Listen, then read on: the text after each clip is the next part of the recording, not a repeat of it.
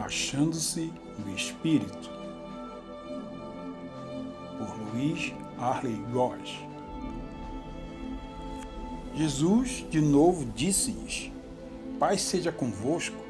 Como o Pai me enviou a mim, assim eu vos envio a vós. João, capítulo 20, versículo 21. Jesus comissiona a todos que estão crucificados junto com ele e com aqueles que foram ressurretos pelo mesmo poder de Deus, que o tornou ressurreto, a realizarem tão honroso chamado da grande comissão, mas conhecido como ID. O ID consiste em ir pelo mundo inteiro, anunciando o Evangelho a todas as pessoas. E disse-lhes: Ide por todo o mundo e pregai o Evangelho a toda criatura. Marcos, capítulo 16, versículo 15. Cristo, ao outorgar o ID, nos garante tudo o que precisamos para efetuar essa missão. Ele nos reveste da autoridade do seu nome para fazer as mesmas obras e até maiores das que ele fez, nos garantindo que, através de seu nome, estes sinais seguiriam aos que crescem.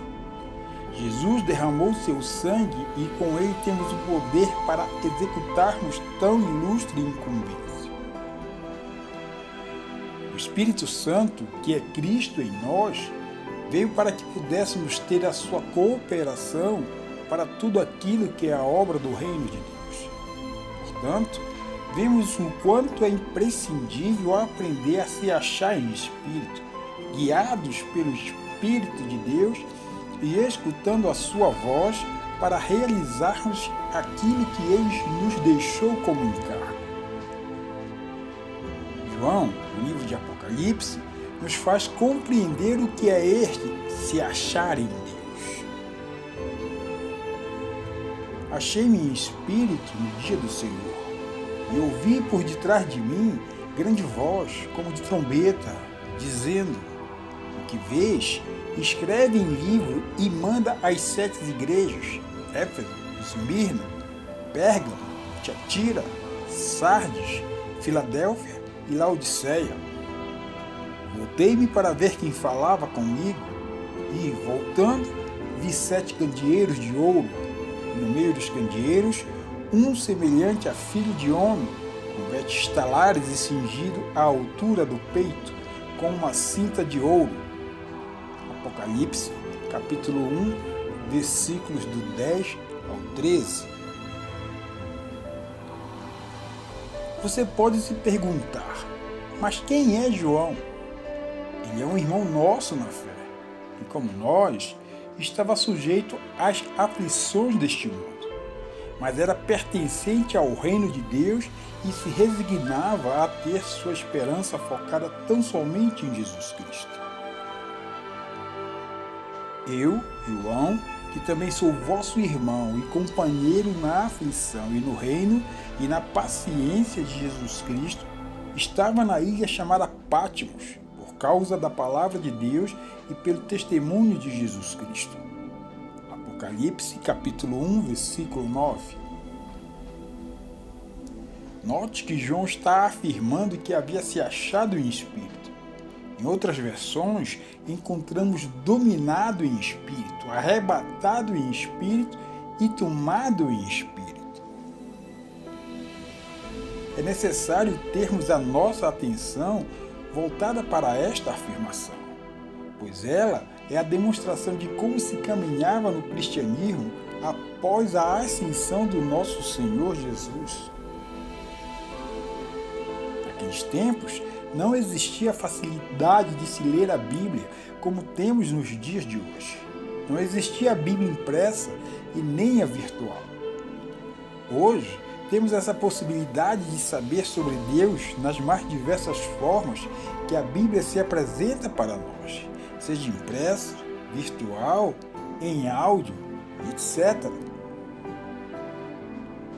Se nos reportarmos para a era da igreja primitiva, veremos facilmente que essa realidade não era possível para aquela época. Mas, então, qual era a realidade da igreja primitiva? Ela buscava saber sobre as coisas divinas através de se encontrar no Espírito. Esta era a forma com que a igreja primitiva conhecia a Deus, fortalecida pela pregação do Evangelho de Cristo, ou seja, os seus ensinamentos. Ao começar a se ampliar em direção a outros lugares, tal como a Ásia, obviamente não se possuía a Bíblia impressa. Portanto, quando uma nova igreja era implementada, ela nascia sem ter a Bíblia impressa em suas mãos. Então, uma igreja primitiva fazia para se relacionar com o Evangelho a ponto de ser a diferença em sua época. Isso nos é mostrado quando Pedro curou o paralítico que ficava sentado em frente da porta formosa do templo, ou através de Paulo em suas viagens missionárias, nas quais conquistava inúmeros povos para o Senhor Jesus Cristo.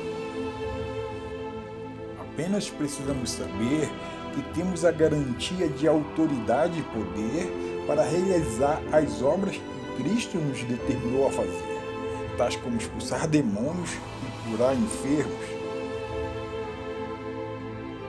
Estes sinais hão de acompanhar aqueles que creem. Em meu nome expelirão demônios, falarão outras línguas, pegarão em serpentes, e se beberem qualquer coisa mortífera, não lhe fará mal algum. Porão as mãos sobre os enfermos e os curarão. Marcos, capítulo 16, versículos 17 e 18. Fomos enviados para fazer obras iguais ou até maiores da que Cristo realizou, mas para isso acontecer, precisamos usar da autoridade de seu nome e estarmos revestidos nele, pois Jesus é o poder de Deus. Mas, para os que foram chamados, tanto judeus como gregos, Cristo é o poder de Deus e sabedoria de Deus. 1 Coríntios, capítulo 1, versículo 24. Aquilo que os apóstolos faziam é justamente o que temos deixado de fazer, pois estamos sem a ousadia de pregar tudo aquilo que é a vontade de Deus, como Paulo fazia. Pois não deixei de proclamar a vocês toda a vontade de Deus. Atos, capítulo 20, versículo 27.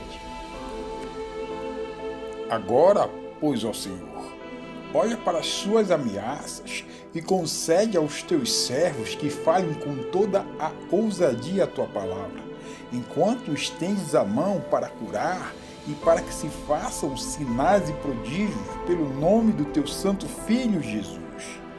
Atos, capítulo 4, versículos 29 e 30. Precisamos tomar posse dessa plenitude da força do poder de Deus em nosso favor e estando em nós. O Espírito Santo que habita em nós é o próprio Cristo em nós. Vimos que Jesus é o poder de Deus e o próprio Senhor Jesus nos avisa que sem Ele nada poderíamos fazer. Eu sou a videira, vocês são os ramos. Quem permanece em mim e eu nele, esse dá muito fruto, porque sem mim vocês não podem fazer nada. João, capítulo 15, versículo 5. Não podemos esquecer que já não somos mais carnais, ou seja, aquele que nasce da carne e que vive baseado no que sente ouvir, e que já passamos pela experiência do novo nascimento e agora caminhamos vivendo achados no Espírito. Temos na própria palavra de Deus o alerta de que a natureza humana, ou seja, a nossa carne, deseja tudo aquilo que é contra o que o Espírito quer. E como somos espirituais, o Espírito sempre irá nos lançar em direção oposta à nossa carne. Os dois são inimigos e se confrontam o tempo todo, e por isso não podemos fazer tudo aquilo que gostaríamos de fazer. Porque a carne cobiça contra o Espírito, e o Espírito contra a carne, e estes opõem-se um ao outro, para que não façais o que quereis. Gálatas, capítulo 5, versículo 17.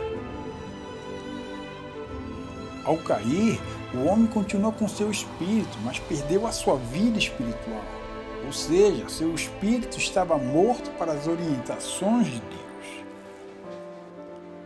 Quando se passa pelo novo nascimento, a pessoa recebe a vida dada por Deus, que nada mais é a volta da vida espiritual que pereceu com o surgimento do pecado. Com a revivificação do espírito do homem, agora o que deve morrer é a vida da carne, a alma. Jesus dizia a todos: se alguém quer vir após mim, negue-se a si mesmo. Dia a dia tome a sua cruz e siga-me. Lucas capítulo 9, versículo 23. Apesar de o homem ser possuidor de uma alma, é necessário mortificá-la, pois a carne para nada presta. O espírito é o que vivifica, a carne para nada aproveita. As palavras que eu lhe tenho falado são espírito e são vida. João, capítulo 6, versículo 63. Vemos muitos cristãos que, apesar de ter passado pela experiência do novo nascimento, recebendo a vida espiritual, vida no espírito, ainda não conseguem mortificar sua carne e ainda continuam andando segundo a sua vida de alma, ou seja, baseiam sua vida naquilo que podem ver ou sentir, igual como Tomé, que precisava ver e sentir para depois crer. Disseram, pois, os outros discípulos: vimos o Senhor. Mas ele disse-lhes: se eu não vir os sinais dos cravos em suas mãos, e não puser o dedo no lugar dos cravos, e não puser a minha mão no seu lado, de maneira nenhuma o crerei. João, capítulo 20, versículo 25. João, o discípulo do amor, nos informa que temos sobre nós a unção do Santo, pela qual não temos necessidade de que sejamos ensinados por quem quer que seja. Lógico que isso se relaciona com a orientação de Deus para nós. Jesus em nós é quem irá dar o ensinamento e a instrução para em qual direção devemos ir. Mas vocês não são assim, pois o Santo lhe deu sua unção, e todos vocês conhecem a verdade. 1 João, capítulo 2, versículo 20.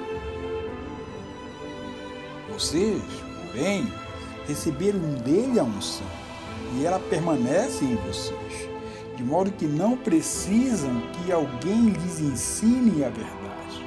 Pois o que a unção lhes ensina é verdade, e não mentira, e é tudo que precisam saber. Portanto, como lhe ensinou a unção, permaneçam nele. 1 João, capítulo 2, versículo 27. Era através dessa unção que a igreja primitiva se movia. Eles atentavam, era na verdade, de se viver espiritualmente e se achar no Espírito. Será na hora que estivermos andando pelo Espírito que iremos ter a possibilidade de ouvir a voz de Deus em nosso Espírito através da unção do Santo. Foi exatamente isso que João nos apresentou como o modelo de caminhar espiritual ao dizer: achei-me no Espírito. O homem, ao se tornar espiritual, precisará desenvolver seu espírito a ser guiado pelo Espírito de Deus. Mas o que percebemos é que muitos não possuem este entendimento de exercitar seus espíritos para que possam ser guiados pelo Espírito Santo. Quando se nasce de novo é que se deixa a condição de inimigo de Deus para nos tornarmos seus filhos. Porque vocês não receberam o espírito de escravidão para viverem outra vez atemorizados, mas receberam o espírito de adoção por meio do qual clamamos: Abba, Pai. Romanos, capítulo 8, versículo 15. Uma das características que facilmente nos faz saber se uma pessoa é filho de Deus é quando ela é guiada pelo Espírito. Pois aqueles que são guiados pelo Espírito de Deus são filhos de Deus. Romanos, capítulo 8, versículo 14. Quando alguém vive baseado em sua alma, está se posicionando em ser guiado por aquilo que pode ver ou sentir. Isso é o mesmo que dizer que esta pessoa é guiada por suas vontades, emoções e pensamentos.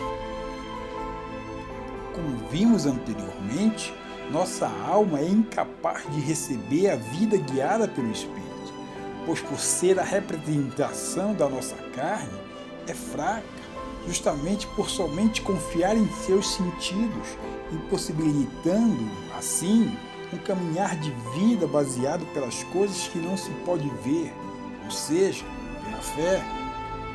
Sabemos que o reino de Deus é espiritual e invisível, e pertencemos agora a este reino, e, portanto, é correto afirmar que o homem espiritual precisa caminhar pela fé.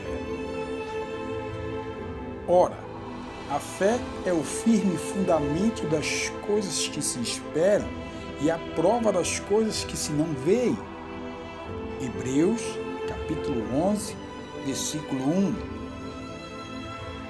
Todo homem nascido de novo recebe a justificação oferecida por Jesus na cruz do Calvário. Ser justificado é estar na condição de absolvido de culpa. Por isso somos chamados de justos. E como tal, precisamos caminhar com a convicção de fatos que não se veem. Eis que a sua alma está orgulhosa, não é reta nele, mas o justo viverá pela sua fé. Abacuque, capítulo 2, versículo 4. Quando uma pessoa vive na agitação de sua alma, alicerçado em sua natureza carnal, estará alimentando o seu coração com toda a volatilidade de seus pensamentos, emoções e vontades. E como consequência disso, não conseguirá ouvir a voz de Deus através da unção do Santo em seu espírito. É por isso que o ser humano não consegue entender o seu coração, pois está cheio daquilo que advém da sua natureza caída, sendo enganado por ele. Haja visto que este coração se apresenta em um estado enfermo e totalmente debilitado. Quem pode entender o coração humano? Não há nada que engane tanto como ele. Está doente demais para ser curado. Jeremias, capítulo 17, versículo 9. É a partir do momento em que a pessoa passa a experimentar a nova vida dada por Deus, que ela tem a oportunidade de crescer em Jesus, negando-se a si mesmo, isto é, silenciando o alvoroço de tudo aquilo que se origina em sua alma, calando a voz do seu eu e, com isso, passando a adorar ao Senhor em espírito e reconhecendo como verdade tudo aquilo que sai da boca de Deus. Somos guiados pelo Espírito quando ouvimos e praticamos tudo aquilo que está escrito. Será no exato momento em que passamos a adorar o Senhor em espírito e verdade que passamos a nos achar em espírito. Era o dia do Senhor e eu estava adorando e achei-me no espírito, quando subitamente ouvi uma forte voz atrás de mim. Era uma voz que soava como um toque de trombeta. Apocalipse, capítulo 1, versículo 9. É a partir da unção do Santo que se passa a conhecer o coração do Pai, e sendo assim, se estará posicionado na esfera espiritual do reino de Deus, e tudo aquilo que a alma esteja gerando por intermédio da mente é levado cativo em obediência a Cristo. Destruir os conselhos e toda altivez que se levanta contra o conhecimento de Deus e levando cativo todo entendimento à obediência de Cristo. 2 Coríntios, capítulo 10, versículo 5. Muitas vezes o cristão tende a escutar a voz da sua aflição, medo, dor, tristeza e etc. E isso faz com que este cristão fique sem a resposta da voz de Deus. Quando passa a adorar ao Senhor em espírito e verdade, começa a ouvir a voz do Pai, a qual lhe concederá orientação, ensinando o caminho que deve andar.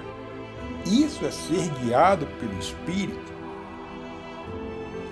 Qualquer cristão deve ter o entendimento de que precisa exercitar o se achar no Espírito, recebendo toda a revelação que somente a unção do Santo pode trazer como verdade. Pense nisso. Jesus te ama.